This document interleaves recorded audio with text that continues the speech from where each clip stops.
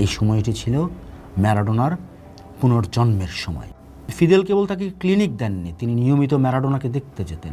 তাদের মধ্যে ঘন্টার পর ঘন্টা আলোচনা হতো ফুটবল, রাজনীতি এবং বিশ্ব পরিস্থিতি নিয়ে। ম্যারাডোনা তার আত্মজীবনী এবং বিভিন্ন সাক্ষাৎকারে উল্লেখ করেছেন ফিদেল তাকে ভোরবেলা ফোন করতেন খেলাধুলা বা রাজনীতি নিয়ে কথা বলার জন্য।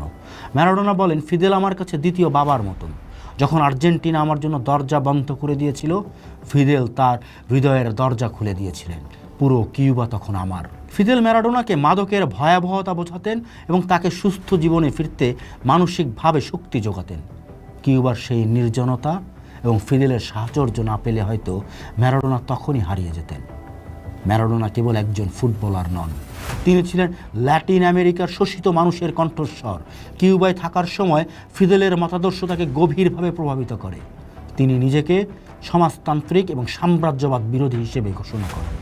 তার শরীরে আঁকা ট্যাটুগুলো ছিল তার রাজনৈতিক বিশ্বাসের বহিঃপ্রকাশ। তার ডান বাহুতে ছিল আর্নেস্তো চে গুয়েভারার ট্যাটু, বাম পায়ে ছিল ফিদেল ক্যাস্ট্রোর মুখচ্ছবি। তিনি বলতেন, চে আমার শরীরে, ফিদেল আমার হৃদয়ে। 25 নভেম্বর তারিখটি ইতিহাসের পাতায় এক অদ্ভুত সমাপতন হয়ে আছে। 2016 সালের এই দিনে পৃথিবী ছেড়ে বিদায় নিয়েছিলেন কিউবার বিপ্লবী নেতা ফিদেল ক্যাস্ট্রো। ঠিক তার 4 বছর পর 2020 একই তারিখ 25 নভেম্বর পৃথিবী থেকে বিদায় নেন ফুটবলের একমাত্র ঈশ্বর ডিয়েগো আর্মান্দো ম্যারাডোনা।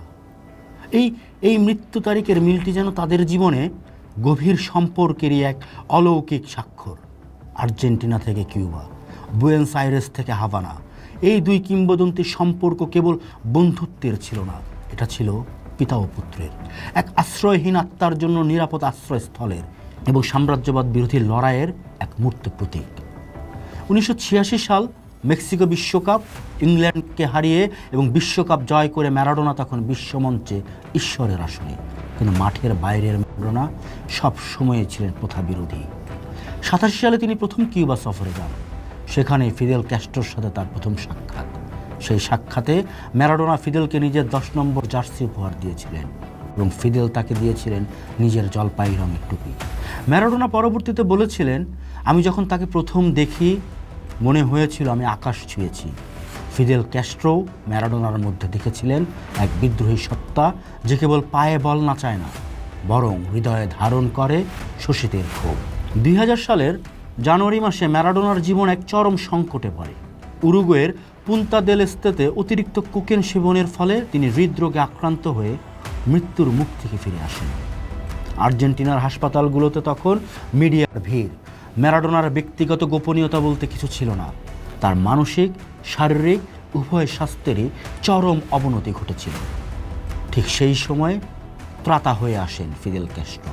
তিনি ম্যারাডোনাকে কিউবায় আমন্ত্রণ জানান চিকিৎসার জন্য। ফিদেল তাকে হাভানার লা প্রাদেরা ক্লিনিকে থাকার ব্যবস্থা করে দেন।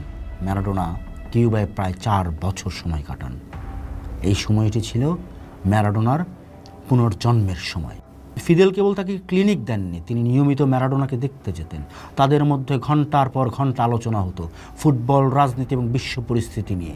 ম্যারাডোনা তার আত্মজীবনী এবং বিভিন্ন সাক্ষাৎকারে উল্লেখ করেছেন ফিদেল তাকে ভোরবেলা ফোন করতেন খেলাধুলা বা রাজনীতি নিয়ে কথা বলার জন্য।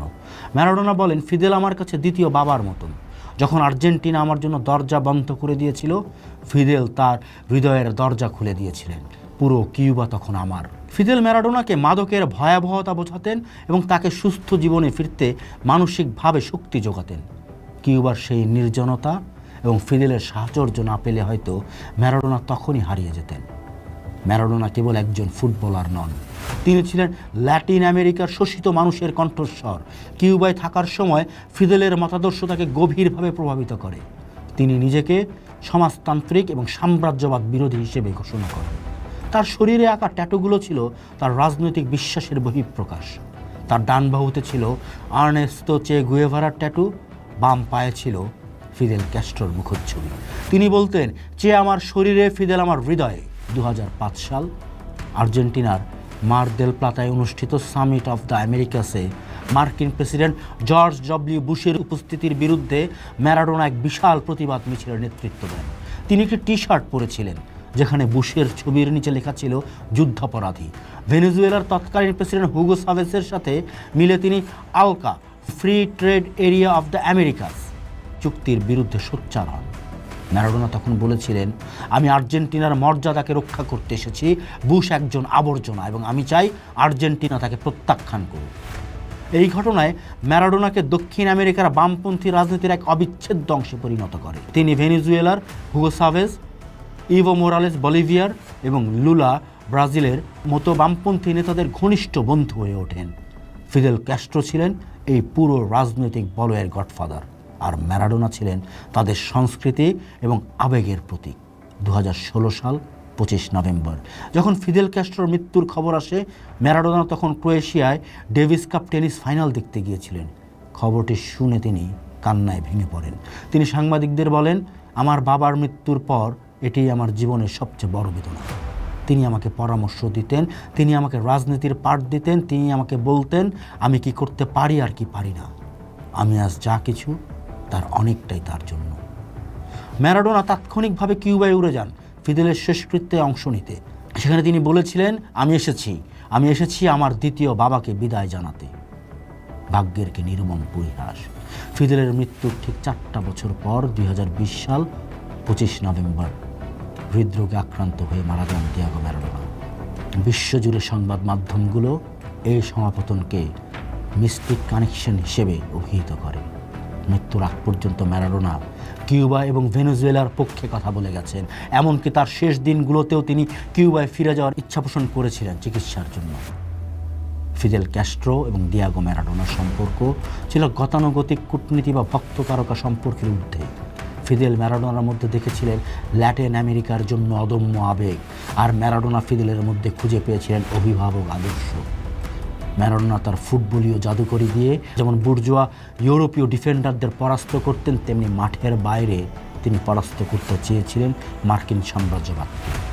ফিদেল ক্যাস্ট্রো তাকে শিখিয়েছিলেন যে বিপ্লব কেবল বন্দুক দিয়ে হয় না, প্রভাব এবং জনপ্রিয়তা দিয়েও অন্যায়ের প্রতিবাদ করা যায়।